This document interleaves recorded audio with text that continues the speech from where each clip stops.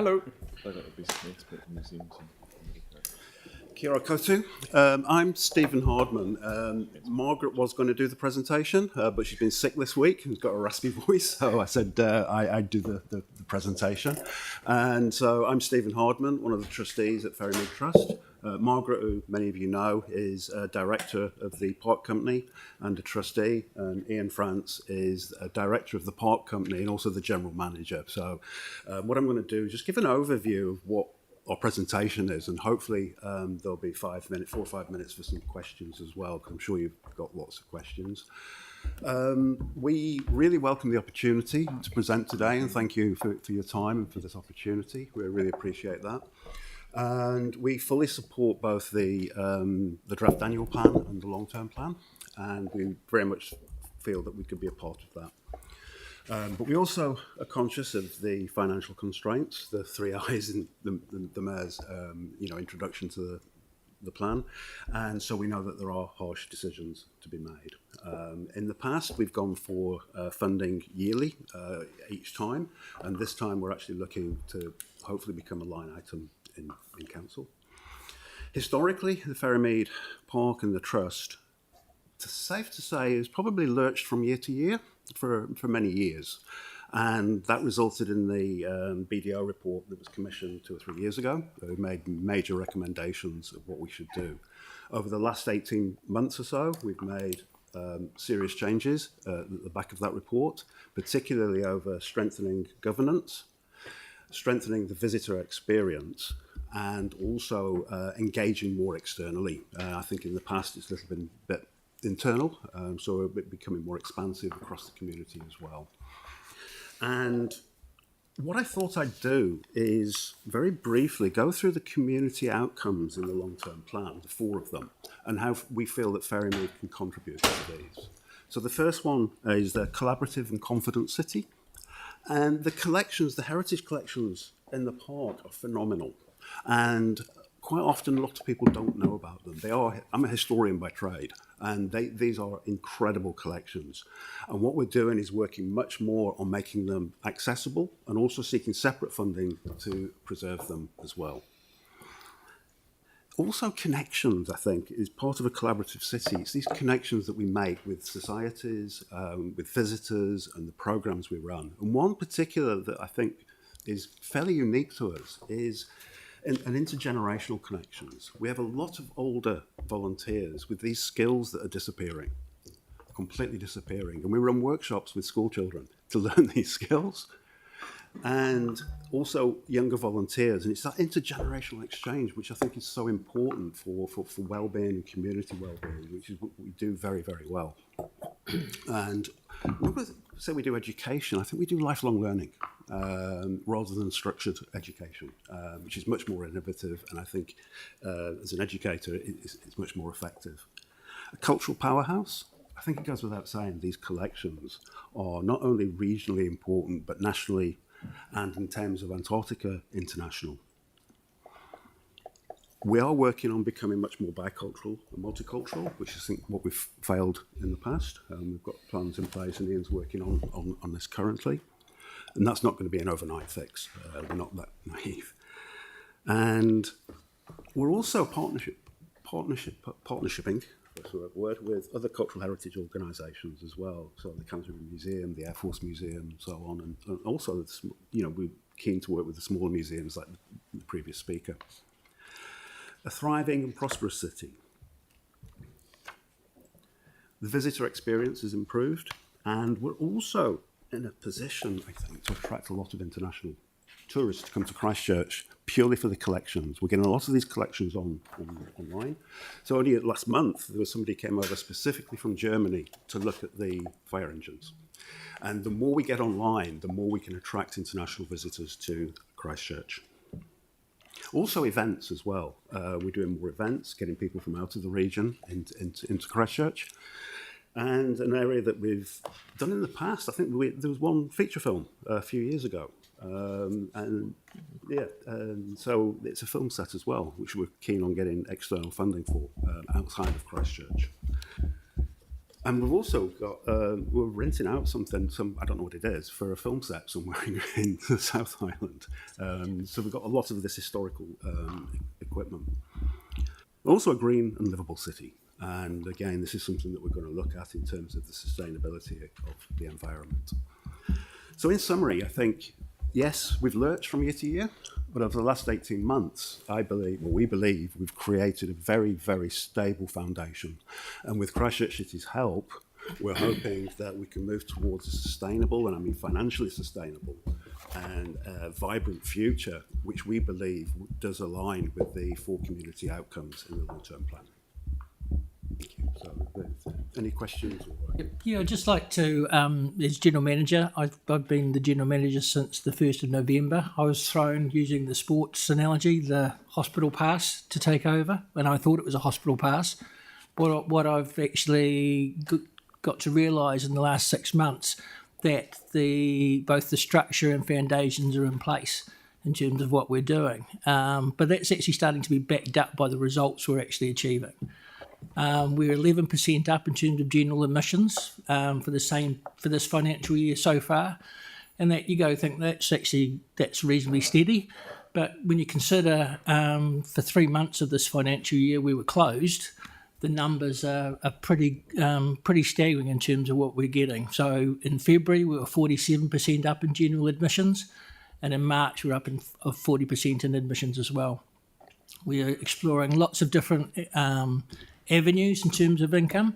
You know, we had Miriam Margolis from Harry Potter fame on site for nearly a week doing filming, and the old Ice Cream Charlie truck. And there's some good money and it's on the East of Eden mini-series for all of about 15 seconds. But, you know, again, we're just tying into all these different things. We've also got a proposal out to all the cruise ship handlers and also to the hotels, which we're all doing as well. So I suppose that's the point. I mean, I think it's been dormant, the park, for many years, but we're actually starting to see the results which we need to get. I liken it the BDO report. You know, it told us what we needed to do.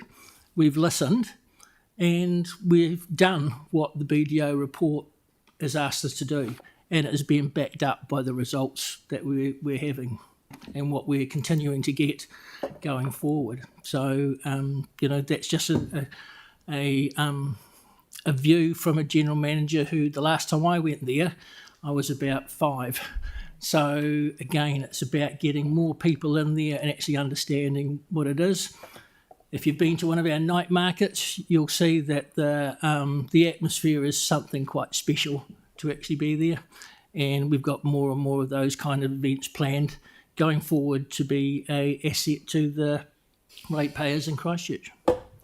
Okay, so I've got 3 questions. Now, I'll just ask first, you shut down for 3 months in the winter. Are you going to do that every year? No, we're There was not. some talk of doing that. Yeah, so no, it was one-off. One of the things we have done is we want to make it an even experience for visitors going forward. So we've changed our general admission days open from Thursday till Sunday. So we've always got a tram running. So people that are coming are going to get the same experience on every day. Okay. But, you know, we're open, so the school holidays start on Monday, so we're open every day.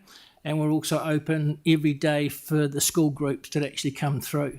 So as an example, we've had nearly 1,000 children through in the first term to be involved in our education program. The whole role of Fendleton School actually came through in a 3-week period. And that's good, thank you. Yeah. Thank you. Tyler, please. Kia ora, team. Oh, yeah. I have to say I was one of the sceptics when the video report came in, and I'm really excited and happy to see the changes in the restructuring. So congratulations on Thank that. you. Thank you. I just wanted to ask a question around other models around the country and about what they do. Do you have any understanding of what other councils are doing with their heritage parks, such as Founders Park? Yeah, I'd like to. Can I speak to that? Just we've had I had our marketing manager up to the place up in Nelson, and just seeing what they're doing. Fortunately, they're very fortunate in that they're fully funded by council, but very similar experiences being offered in terms of what we're doing. And we have a close alignment with the Howick site in Auckland as well. So we're developing channels to kind of do very similar things which are working. And of course, we've just seen the recent response from the Auckland Council towards MOTAT. So, yeah, interesting. Okay, thank you very much. Good. Celeste, please, and then Pauline. That's it. I just want to say I've been to 4 events there in the last year, and it's actually quite phenomenal. And one of the favourite parts of those trips is actually talking to the volunteers that operate out of that space. Have you had much to do with ECAN around the public transport part and Christchurch NZ around that kind of tourism bit? We've had some quite a bit of discussion. I think one of the challenges, I think we've put that in the in our response to the annual plan, is that we would really like to get more transport accessibility to the park. If we could get the sort of the Route 8, for example, to stop on Ferrymead Park Drive, that would really help widen our appeal to a much more diverse community, and also it would help bringing schools in, because many schools have really struggled with the cost of transport to bring in coaches, but if they're able to come on the bus, that would be good. So that's something that we have raised and looked at that, and we've had discussions with ongoing discussions with Christchurch NZ and also with the gondola, and to see if there's ways we can sort of work in with that so that we can improve the accessibility, because walking down that road, it's doable, but it's not the safest of roads, and so we want to make sure that it's accessible, safe for everybody. Beautiful. Thank you. Pauline. Thank you. I was going to ask about the school children, and you mentioned them. Is that the ministry's program that you lost? Yeah. One that was funded by the ministry. Yeah. So you started that again. We haven't got funding from the ministry. We understand the ministry is coming out.